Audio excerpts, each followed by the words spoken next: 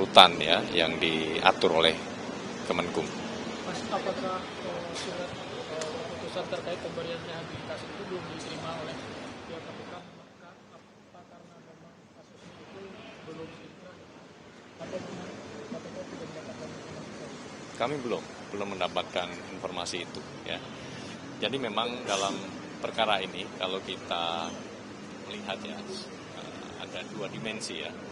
Dimensi pertama terkait dengan dimensi hukumnya, yaitu apa yang sudah dilakukan oleh KPK sejak dari tahap penyelidikan, dan juga penuntutan. Dari perkara yang berawal dari informasi laporan hasil audit BPKP, kemudian dilakukan pendalaman oleh KPK, kemudian KPK menemukan adanya perbuatan melawan hukum yang dilakukan oleh para pihak terkait dengan akuisisi PT JN oleh PT ASDP. Yang kemudian dalam prosesnya terus berlanjut ya, penyidikan, penuntutan, kemudian bahkan secara prosedural penyidikan perkara ini juga sudah diuji di pra-peradilan dan hakim menyatakan bahwa proses-proses penyidikan yang KPK lakukan termasuk penetapan tersangkanya sudah memenuhi aspek formil, termasuk secara material perkara ini sudah diuji juga dalam persidangan dan pada pekan lalu pada 20 November Majelis Hakim juga sudah memutuskan ya bahwa para pihak ini diputus bersalah melakukan perbuatan melawan hukum dan mengakibatkan kerugian negara senilai 1,2 triliun. Nah, itu dimensi hukumnya, artinya KPK telah melaksanakan tugas fungsinya dengan sebaik-baiknya, dengan sepatut-patutnya, semuanya sudah diuji, baik pada hukum formil maupun materialnya, ya semuanya sudah dinyatakan sah begitu ya oleh peradilan. Ya, artinya ini sudah purna begitu ya. Kemudian pada ujungnya kemudian kita ketahui bersama Pak Presiden mengambil kebijakan ya, artinya di dimensi kedua. Tadi dimensi hukum, sekarang di dimensi kebijakan Pak Presiden memberikan keputusan untuk melakukan rehabilitasi kepada para pihak, yaitu Bu Ira dan kawan-kawan gitu ya. Tentu untuk KPK bisa menindaklanjuti keputusan Presiden pada ranah kebijakan tersebut, yaitu pemberian rehabilitasi kepada Ibu Ira dan kawan-kawan, tentu sampai dengan saat ini kami masih menunggu surat keputusan rehabilitasi tersebut sebagai dasar kami KPK untuk menindaklanjuti proses-prosesnya. Tentu ada proses-proses administrasi yang nanti dilakukan oleh kawan-kawan jaksa penuntut umum begitu. Mas, tadi kan pengacara itu sempat bilang kalau surat itu diterima kalau sudah selesai upaya hukumnya atau sudah selesai kasus itu berkekuatan hukum tetap, dan disebutkan kalau kasus itu berkekuatan hukum tetap pada hari Kamis besok, Mas, pas 7 hari setelah upaya hukum banding muncul. Apakah KPK sebenarnya sisa 1 hari besok itu bakal menempuh upaya hukum? Posisi KPK saat ini yaitu menunggu surat keputusan terkait dengan rehabilitasi ya terhadap Ibu Ira dan kawan-kawan dalam perkara dugaan tindak pidana korupsi pada akuisisi PT JN oleh PT ASDP ya, dengan sangkaan pasalnya yaitu pasal 2 pasal 3 ya terkait dengan kerugian keuangan negara ya. Posisi KPK saat ini di situ, kita menunggu surat keputusan itu dikirimkan ke KPK sebagai dasar kami nanti untuk melakukan proses tindak lanjutnya atas keputusan rehabilitasi oleh Pak Presiden. Berarti seandainya surat itu datang malam ini, Mas, apakah langsung dibebaskan atau gimana? Apa harus ada proses-proses lain? Ya, tentu ketika surat itu kami terima, ada proses-proses yang harus kami lakukan ya, proses-proses administrasinya begitu ya, termasuk nanti kami juga akan ke rutan begitu ya untuk melihat juga begitu ya. Itu jadi ada beberapa tahapan tentunya ya, ada proses-proses administrasi yang kita perlu lakukan. Mas Budi, yang soal anak-anak kan yang menjadi sorotan hakim salah satunya karena perhitungan kerugian negaranya itu bukan dari BPK ya, tapi dari akuntansi forensik ini. Itu kan menjadi pertimbangan mereka yang harusnya tuh fokusnya sering lah gitu kan. Nah, kalau dari KPK gimana Mas? Ya. Penghitungan kerugian keuangan negara yang dilakukan oleh accounting forensik oleh KPK ini bukan yang pertama ya.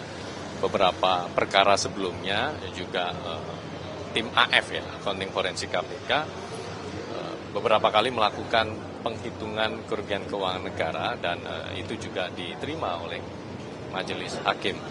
Bahkan tim AF juga pernah melakukan dukungan penghitungan kerugian keuangan negara atas penanganan perkara di kejaksaan. Ya, artinya keabsahan, kewenangan, dan fungsi dari tim AF dalam menghitung kerugian keuangan negara ini tidak perlu lagi kita ragukan ya, baik secara kewenangan maupun kompetensi. Nah, dalam proses persidangan pun KPK juga sudah mendatangkan atau menghadirkan ahli ya dari BPK yang kemudian juga menyatakan bahwa apa yang sudah dihitung oleh tim AF ini sudah sesuai. Dalam proses hitung dari kerugian keuangan negara, tim AF tentu juga tidak sendiri.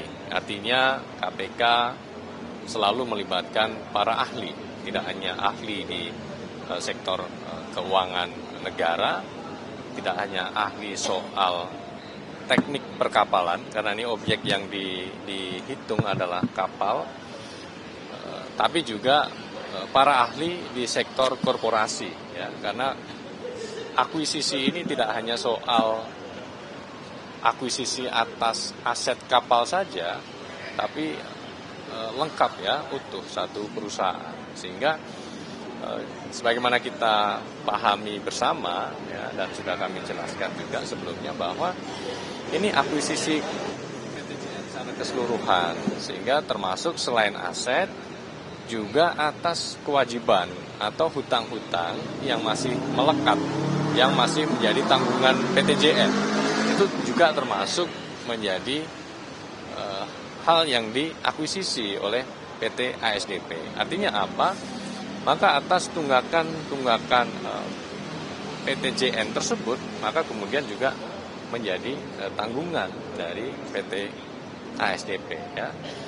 Tunggakan seperti reparasi untuk kapal ya yang dibeli itu kan ada sekitar 16 kapal ya dari 53 yang diakuisisi itu masih docking ya atau di galangan kapal karena memang masih proses reparasi. Dan itu informasi yang kami terima dari hasil pengecekan di lapangan oleh penyidik, memang biaya reparasi atas kapal-kapal itu belum dibayarkan ya, sehingga pada saat pengecekan kapal-kapal itu masih berada di galangan, di docking ya, artinya belum beroperasi ya, belum juga bisa menghasilkan keuntungan ya dari 16 kapal dari total 53 yang diakuisisi. Nah, ini juga relate ya dengan apa yang dihitung dalam valuasi kapal. Kapal-kapal yang sudah berusia uzur ya, sudah tua begitu, banyak yang sudah lebih dari 30 tahun, ada yang 50, ada yang 60 gitu. Banyak yang sudah berusia tua begitu ya, yang dibeli dalam akuisisi ini. Maka memang kemudian efeknya apa? Ya kualitasnya menjadi tidak optimal. Banyak biaya perawatan yang kemudian harus ditanggung ya atas perbaikan kapal-kapal yang sudah berusia tersebut. Nah, lebih mirisnya lagi adalah dalam proses ataupun hasil valuasi kapal itu ya. Jadi kapal-kapal yang tidak beroperasi, rusak, kemudian sudah tua begitu, valuasi yang dilakukan ketika akuisisi itu overrate ya. Jadi nilainya kemahalan gitu kan.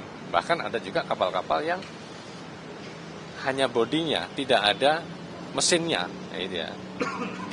Dihitung seperti kapal yang beroperasi. Nah, itu kan juga menjadi fakta-fakta yang ditemukan dalam proses penyidikan ini. Jadi memang sudah ada dugaan kesepakatan harga di awal, sehingga apa yang dilakukan oleh KJPP, konsultan jasa penilaian tersebut, ya hanya untuk memvalidasi sebagai formalitas atas harga yang sudah disepakati di awal tersebut. Ya.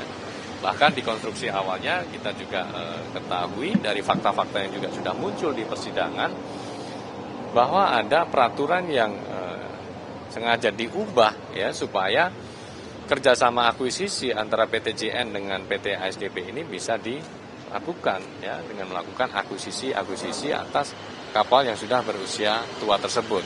Ya, padahal visi ASDP salah satunya adalah bagaimana untuk meningkatkan pelayanan ya di sektor transportasi laut, salah satunya dengan digitalisasi ya, bukan dengan akuisisi kapal-kapal tua ya. Terlebih trayek dari PT JN dengan PT ASDP ini kan sama gitu kan. Yang sebelumnya kan metodenya adalah kerjasama KSO antara ASDP dengan PT JN, dan ini malah sudah menguntungkan ASDP.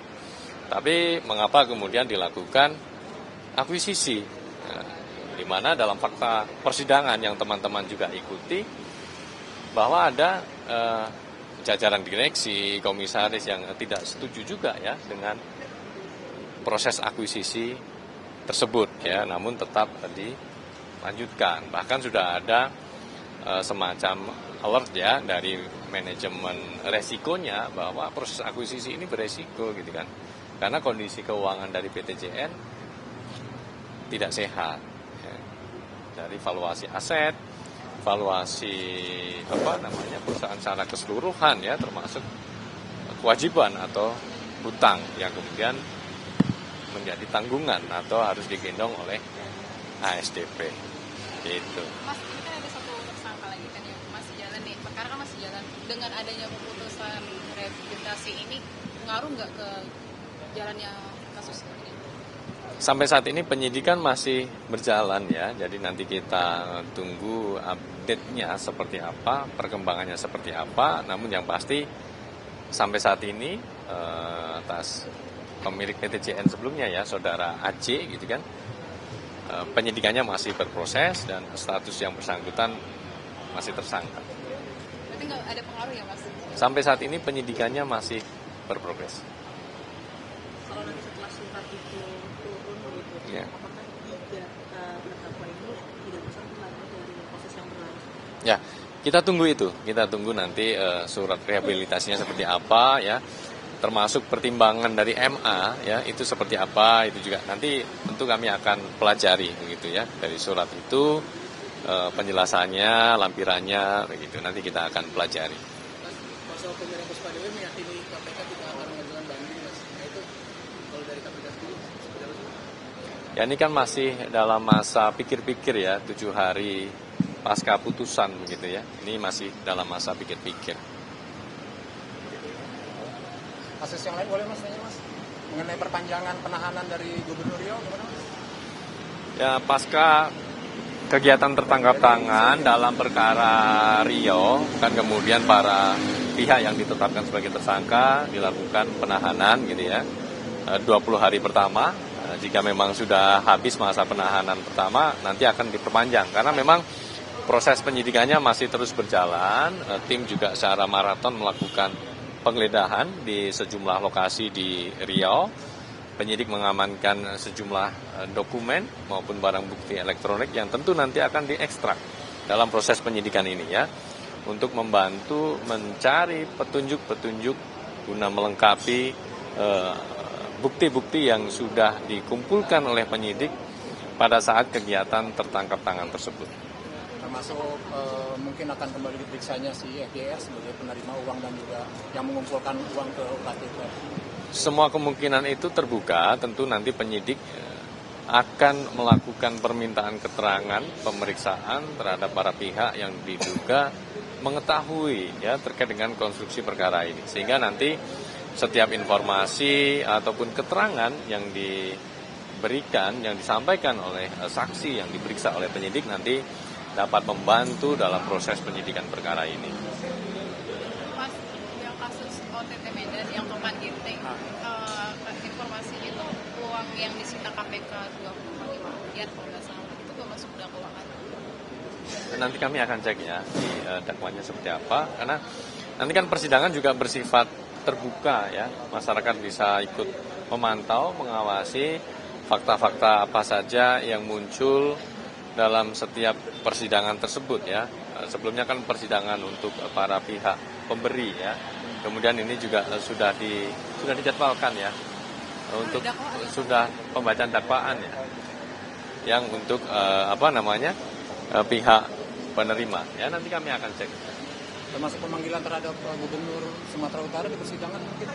Ya, saat ini kan masih proses di pembuktian, tentu nanti kita akan hadirkan para pihak yang sudah ditetapkan sebagai tersangka, kemudian ahli untuk mendukung pembuktian ini, termasuk bukti-bukti ya yang bisa mendukung pembuktian yang dilakukan oleh tim jaksa penuntut umum ya atas apa yang didakwakan terhadap para terdakwa begitu ya, guna meyakinkan hakim tentunya ya atas sangkaan pasal, atas sangkaan perbuatan melawan hukum yang dilakukan oleh para pihak. Mas, balik lagi ke Riau, Mas. Ada kemungkinan nggak sih buat meriksa Wakil Gubernur Riau, Mas? Terkait dengan perkara Riau, ini kan penyidikannya masih terus berprogres. Penggeledahan sudah dilakukan, tentunya pasca penggeledahan dilakukan pemeriksaan terhadap para saksi, permintaan keterangan, baik untuk mendalami terkait dengan konstruksi perkara maupun atas temuan-temuan dalam kegiatan penggeledahan. Tentu hal-hal tersebut dikonfirmasi kepada para pihak yang diperiksa ya, guna menelusuri, melacak ya peran-peran dari para pihak baik yang sudah ditetapkan sebagai tersangka sehingga nanti buktinya menjadi lebih lengkap lagi, ataupun ada kemungkinan peran-peran dari pihak lain ya dalam konstruksi perkara ini. Pertanyaan terakhir, Mas, Ponorogo gimana, Mas? Kasusnya. Ponorogo ini juga hampir bebarengan ya dengan kegiatan tangkap tangan di Riau. Jadi pasca tim melakukan kegiatan tangkap tangan di Riau, kemudian tim juga melakukan kegiatan tangkap tangan di Ponorogo. Setidaknya ada 3 klaster ya di Ponorogo terkait dengan suap pengurusan jabatan, kemudian yang kedua suap proyek di RSUD, dan yang ketiga terkait dengan penerimaan lainnya atau gratifikasi. Nah, penyidik ini masih fokus ya terkait dengan melengkapi ya bukti-bukti dari 3 klaster ini ya, sehingga nanti bisa lebih lengkap lagi apa yang dibutuhkan oleh penyidik guna proses pembuktian nanti ya. Kegiatan penggeledahan juga masih terus dilakukan, dan perlu diingat bagi teman-teman bahwa dari kegiatan tangkap tangan yang KPK lakukan itu seringkali menjadi pintu masuk bagi KPK untuk kemudian melihat lebih dalam, melihat kepada sektor-sektor lain, dinas-dinas lain gitu ya.